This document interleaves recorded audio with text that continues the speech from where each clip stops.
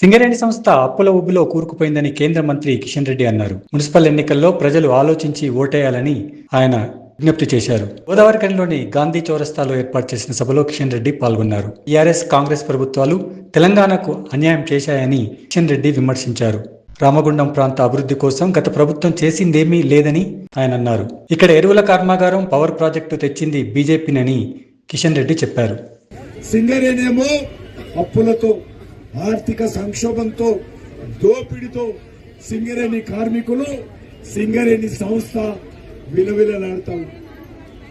రామగుండము మరి అనేక రకాలుగా అభివృద్ధి చెందాల్సినటువంటి రామగుండాన్ని కాంగ్రెస్ పార్టీ నాయకులు, ఈరోజు గతంలో బీఆర్ఎస్ పార్టీ నాయకులు దోపిడీ చేశారు. రామగుండాన్ని భూముల అక్రమ దోపిడీ, దేవాలయాల కూల్చివేత, రౌడీజము, గూండేయిజము, బలవంతంగా కాంట్రాక్టర్ల పేరు మీద వేల కోట్ల రూపాయలు పేద ప్రజలకు చెందాల్సినటువంటి డబ్బులను గతంలో బీఆర్ఎస్ పార్టీ, ఈరోజు కాంగ్రెస్ పార్టీ దోపిడీ చేస్తాయి.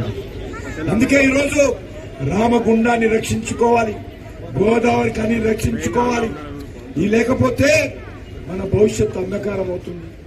మీకు అందరికీ మనవి చేస్తున్నాను, ఈరోజు మీరందరూ అడగాల కాంగ్రెస్ పార్టీని, మీరందరూ అడగాల బీఆర్ఎస్ పార్టీని. గత 12 సంవత్సరాలు అయింది మనకు తెలంగాణ వచ్చి, 10 సంవత్సరాలు బీఆర్ఎస్ పార్టీ పరిపాలించింది.